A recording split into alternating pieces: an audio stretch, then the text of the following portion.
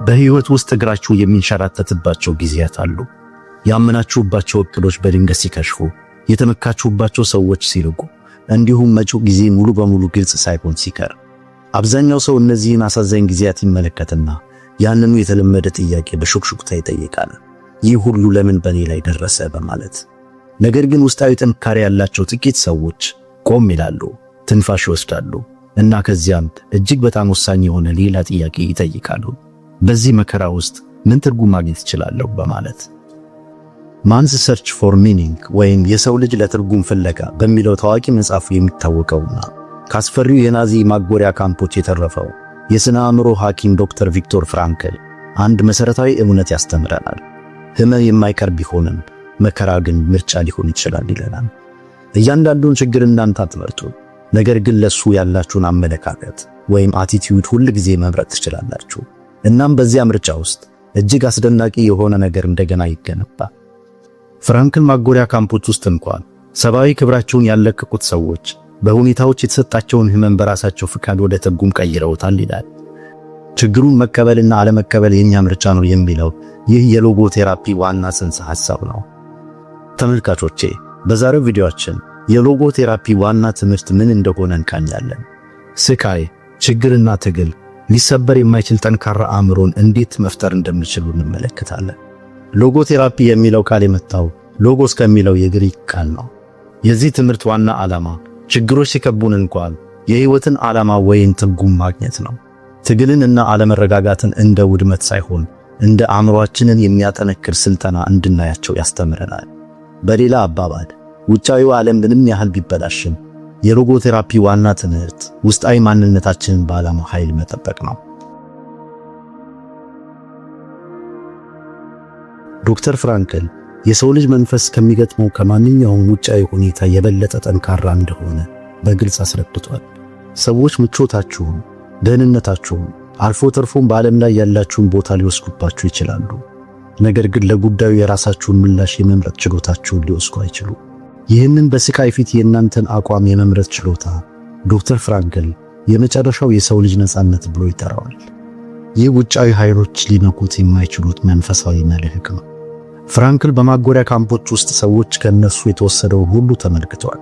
ነገር ግን የሚፈሩት ነገር ቢኖር የመጨረሻው ነፃነታቸውን ማለትም በመከራ ውስጥም ቢሆን መልስ የመስጠት መብታቸውን ማጣት ነው። ይህ ነጥብ ውጫዊ ሁኔታ ምንም ያህል ቢበላሽም ውስጣዊው ምርጫችሁ ሁል ጊዜ የእናንተ መሆኑን ያረጋግጣል። ሕይወት በጣም ከባድ ስትሆን ወደ ውስጥ እንድታዩ ታስገድዳችኋለች። ከዚያ በፊት መኖሩን የማታውቁትን ድብቅ ጽናታችሁንና ውስጣዊ ጥንካሬያችሁን ማወቅ ትጀምራላችሁ። ችግር የዓላማችሁ መጨረሻ አይደለም፣ ይልቁንስ ጥልቅና ትርጉም ያለው ማንነት እንዲገለጥ የሚቀርብ ጥያቄ ነው። የምንኖረው ምቾትንና ደህንነትን በሚያመልክ ዘመናዊ ዓለም ውስጥ ነው። አስተማማኝ የዕለት ተዕለት ተግባራት፣ ሊገመቱ የሚችሉ ቀናት፣ የእኛን የመረጋጋት ስሜት የማያሰጋ አካባቢና የመሳሰሉትን በመሻት። ነገር ግን ዶክተር ፍራንክል እንደሚያስጠነቅቀን ምቾት የትርጉም ምንጭ አይደለም እና መረጋጋትም የጥንካሬ ምንጭ አይደለም። ሕይወት ዘወትር እየተንቀሳቀሰች ነው። ግንኙነቶች ይለወጣሉ፣ ሥራ ይቀየራል፣ ኪሳራ ሳይጋብዝ ይደርሳል። ሙሉ በሙሉ ልንተማመንበት የሚችል ምንም ነገር ጸንቶ አይቆይም። ዶክተር ፍራንክል የሕይወትን ግብ ደስታ ወይም ፕሌዠር ብቻ ያደረጉ ሰዎች ችግር ሲመጣ በቀላሉ ይወድቃሉ ይላል። እውነተኛ ጥንካሬ የሚገኘው ከቋሚነት ሳይሆን ከለውጥ ጋር የመላመድ ችሎታን በማዳበር ነው። ጥንካሬያችሁ የተገነባው ሁሉም ነገር ሰላማዊና ቀላል በሆነባቸው ቀናት ላይ ብቻ ከሆነ እውነተኛ ችግር በሚመጣበት ቅጽበት ትሰበራላችሁ። በጣም ጠንካራ የሆኑ አእምሮች የሚገነቡት ጠንካራ ዛፎች በሚያድጉበት መንገድ ነው። ለነፋስ፣ ለሙቀትና ለቅዝቃዜ ተጋልጠው እንጂ ተሰውረው አይደለም። ስቃይ የሌለበት ሕይወት በረከት ሳይሆን ያልተሟላ ስልጠና ነው። ሰዎችን በሶስት ቡድን ከፋፍለን ልንመለከት እንችላለን። ደካማ አእምሮ ወይም ዘ ፍራጃይል ማይንድ፣ ሕይወት ግፊት በምትፈጥርበት ቅጽበት ይሰነጠቃል። ጠንካራ አእምሮ ወይም ዘ ሮበስት ማይንድ ግፊቱን ይታገሳል፣ ነገር ግን ሳይለወጥ ይቀራል። በዚህም የተገኘውን ዕድል ያባክናል። የተለወጠ አእምሮ ወይም ዘ ትራንስፎርምድ ማይንድ ሎጎ ቴራፒ። እጅግ በጣም ጥቂቶች የሚባሉት በግፊቱ ምክንያት የበለጠ ጠንካራ የሚሆኑት ናቸው። ዶክተር ፍራንክል ጥልቅ የሆነው የህይወት መነሻችን ደስታ ወይም ኃይል ሳይሆን ትርጉም የማግኘት ፍላጎት መሆኑን ያምናል። ስቃይ በእውርነት የሚታገስ ነገር አይደለም፣ ትርጉም ላለው ምርጫ ዕድል ነው። ስቃይ ውስጥ ሆኖ ሳይሸነፍ መቆምን የመረጠ አእምሮ ግልጽነት፣ ዓላማና ጥልቅ ስሜታዊ ጥንካሬ ያገኛል። ሌሎች የሥነ አእምሮ ባለሙያዎች የሰውን ግብ ደስታ አድርገው ሲመለከቱ፣ ዶክተር ፍራንክል ግን ምቾት አያድንም ይላል። ጠንካራነት ማለት መከራን መቋቋም ብቻ ሳይሆን መከራው እናንተን እንዲለውጥና ጠንካራ ዓላማ እንዲሰጣችሁ መፍቀድ ነው። ከችግር መትረፍ በራሱ የሚያስደንቅ ነው። በችግር ምክንያት መለወጥ ግን እጅግ አስደናቂ ነው እና ያ ደግሞ ሎጎቴራፒ ነው። ትግልን ስጦታ ብሎ መጥራት እንግዳ ነገር ነው። ነገር ግን ወደ ራሳችሁ ሕይወት ተመልከቱ። በእውነት የፈተኗችሁ ነገሮች ምንድን ናቸው? ብዙ የሰበሯችሁ ነገሮች በተመሳሳይ ጊዜ በተሻለ መንገድ መልሰው ይገነቧችኋል። ሥራ ማጣት ጥልቅ ችሎታችሁን እንድታገኙ ያስገድዳል። ያልተሳካ ግንኙነት ወደ ስሜታዊ ብስለት እንድታድጉ ይገፋፋችኋል። የተሰበረባችሁ ህልም ይበልጥ ግልጽ የሆነ ሌላ ህልም እንድትፈልጉ ያስገድዳችኋል። በጥቅሉ የጎዳችሁ ነገር ብዙውን ጊዜ ማንነታችሁን ቅርጽ ይሰጠዋል። የዶክተር ፍራንክል ዋና ግንዛቤ ይህ ነው።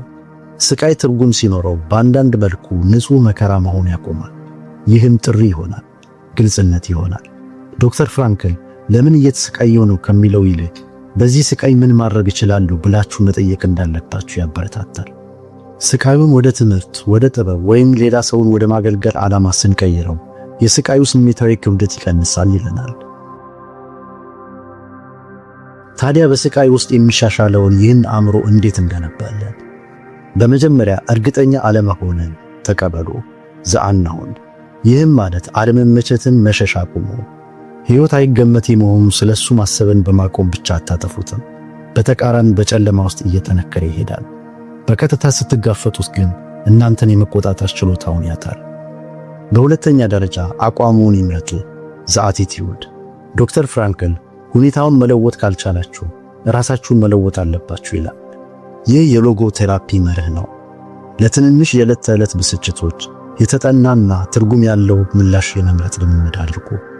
ዶክተር ፍራንክል ይህንን ትራጂክ ኦፕቲሚዝም በማለት ይገልጸዋል። ይህም ማለት ህመምን፣ ጥፋተኝነትንና ሞትን ጨምሮ በሕይወት ውስጥ የማይቀሩትን አስቸጋሪ ሁኔታዎች ሁሉ በብሩህ መንፈስና አመለካከት መጋፈጥ ማለት ነው። በሦስተኛ ደረጃ ትምህርቱን ፈልጉ። ዘፐርፐዝ በየቅጽበቱ ትርጉም አለ።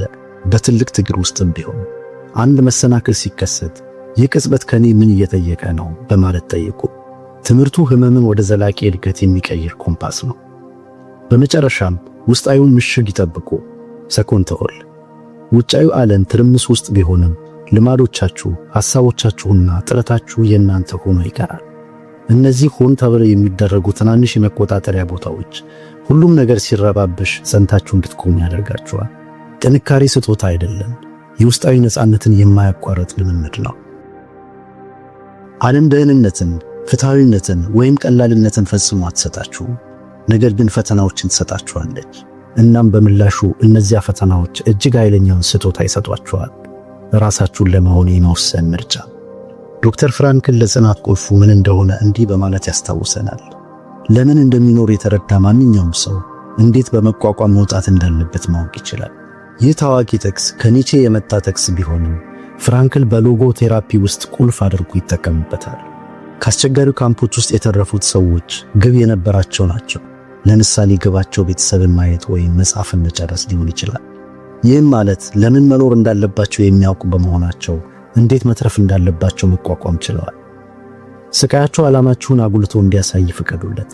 ፈተናዎቻችሁ የእናንተን ጠንካራና ትርጉም ያለው ማንነት እንዲፈትቁ ፍቀዱላቸው። ለመገንባት ምረጡ። የእናንተ ታላቅ ማንነት በከባድ ጊዜዎቻችሁ ውስጥ እየጠበቃችሁ ነው። እስከ መጨረሻው ስለተከታተላችሁኝ አመሰግናለሁ።